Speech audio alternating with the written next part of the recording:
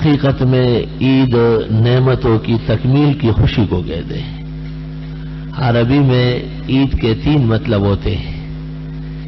ایک تو عید کو عید اس لیے کہتے کہ سال میں 2 مرتبہ آتی ہے، یعنی عید من العود، لأنه يعود في السنة مرتين، یا اس لیے کہ عید لأن نعم اللہ تعود فیہ علی عبادہ، اللہ تعالیٰ کی نعمتیں اور احسانات بندوں کی طرف لوٹ آتی ہے، اور لأن العید لأن العبادہ تعود الی اللہ تعالی بعبادتہم وطاعاتہم۔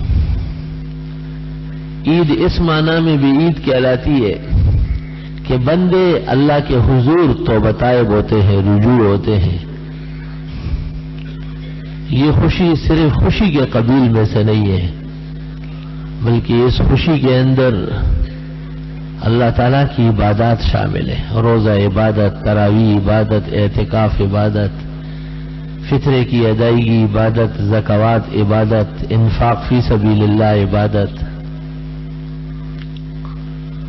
ومن المعروف ان تلقى اخاك بوجه طليق، اپنے مسلمان بھائی سے خندہ پیشانی سے خوشیوں کے ساتھ ملنا یہ بھی نیکیوں میں سے ہے۔ عید کے آداب میں فقہ کی کتاب بحر میں اور نہر میں ہے کہ یظہر الفرح والانبساط،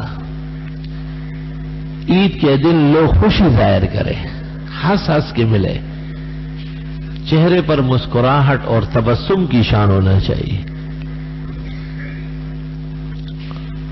اللہ تعالیٰ جب کسی کو غم ہم صدمے سے دور کرے اور اس کو خوشی نصیب کرے تو اس کا فرض بنتا ہے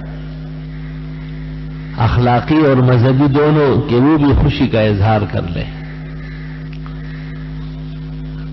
اس لیے سب سے پہلے نماز تجویز ہوئی ہے کہ بھئی 2 رکعت پڑھ لو شکریوں کے ساتھ اور احسانات اور شوکت دین کے ساتھ، اور اس سے پہلے بندوں کو فطرانے کی ادائیگی کا حکم ہے۔ اس میں یہ بات بھی داخل ہے کہ اگر کوئی شخص کسی سے ناراض ہو، باہم شکر رنج ہوئی ہو، تو ہر شخص اپنے آپ کو قصوروار ٹھہرائے اور ساتھی سے معافی مانگے اور اس کو راضی کرنے کی کوشش کرے۔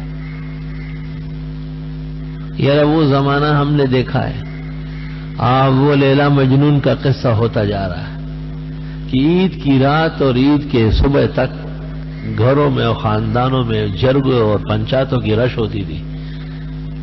اپنے بڑوں کو راضی کرتے تھے، بیٹا اپنے والد کو اور داماد اپنے سسرال کو، بھتیجے اپنے چچا اور تایاؤں کو جرگے لے لے کے چلتے تھے کہ بھئی ہم سے غلطی ہوئی ہے، یہ زیادتی ہوئی ہے، اور بڑے بڑے تاوان ان کے اوپر رکھے جاتے تھے اور وہ بڑی خوشی سے اس کو قبول کرتے تھے۔ عجیب بات تھی کہ اس وقت علم نہیں تھا، جہل تھا، لیکن لوگوں میں اخلاق علم کے تھے، اور اب علم آ گیا، جہل نہیں ہے لیکن لوگوں کے اخلاق جاہلانہ ہیں۔ ان کا کردار اور ان کی زندگی اور اس کے اطوار میں علم کے بجائے جہل پایا جاتا ہے۔ اس لیے ہر شخص اپنے غرور و تکبر کے اندر نازاں ہے اور فخراں ہے، اسے یہ پتہ نہیں ہے کہ رب حضور کے سامنے اس کا کیا حشر ہوگا، یوم یقوم الناس لرب العالمین۔ سب سے بڑی بات تو یہ ہے کہ آپ اور ہم ایک دن اللہ کے حضور پیش ہونے والے ہیں، اور وہ دن بہت قریب ہے، بالکل دور نہیں ہے۔ اللہ فرماتے ہیں سورۃ معارج 29ویں پارے میں، انہم یرونہ بعیدا ونراہ قریبا، یہ سمجھتے ہیں کہ قیامت بہت دور ہے اور ہم سمجھتے ہیں کہ بالکل قیامت قریب ہے۔ ہر آنے والا معاملہ قریب ہے اور ہر گزرا ہوا معاملہ وہ بعید ہو چکا ہے۔ جب بندوں کو یہ احساس ہو کہ مجھ سے اگر والدین خفا ہوں، ایک عورت کو احساس ہو کہ مجھ سے میرا خاوند ناراض ہو، اور ایک چھوٹے کو یہ احساس ہو کہ مجھ سے میرا بڑا ناراض ہے، اس لیے مجھے عید کے دن خوشی کا حق نہیں ہے، اور مجھ پر خدا کی نعمتیں اور احسانات بھی نہیں آئے گی، تو اس سے بڑھ کر احساس تو پھر یہ ہوگا کہ اللہ تعالیٰ کی نافرمانی نہ ہو اور اس کے سامنے سرکشی اور بغاوت نہ ہو، کیونکہ اللہ کے حقوق اور اللہ کی الوہیت کی عظمت وہ عبادت سے بہت بڑھ کر ہے۔ حقیقت میں عید منانے کا جو طریقہ ہے وہ تبدیل ہو چکا ہے۔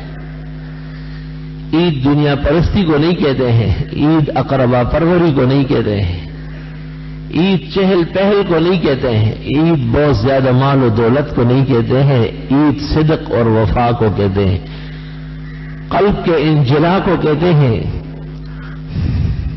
اور دل و دماغ کو اللہ کی طرف متوجہ کرنے کو عید کہتے ہیں۔ اس لیے لوگ ایک دوسرے سے معافیاں طلب کرتے تھے اور اس بات پر بہت خوشی کا اظہار کرتے تھے کہ ایک بزرگ نے ان کو معاف کر دیا، اور والد ان سے خوش ہو گئے، اور والدہ راضی ہو گئی، اور اپنے بڑے و اقربا وہ سب ان سے راضی ہے۔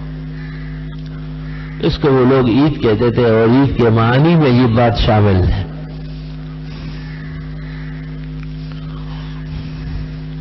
یہ آپ نے دیکھا ہوگا کہ عید کے دن لوگ ہاتھ ملاتے ہیں اور گلے ملتے ہیں۔ اب تو بعض ساتھی ہمارے جو ہے وہ اس کو بدعت کہتے ہیں، ہمیں ان کی عقل اور ہوش پر بھی تعجب ہے۔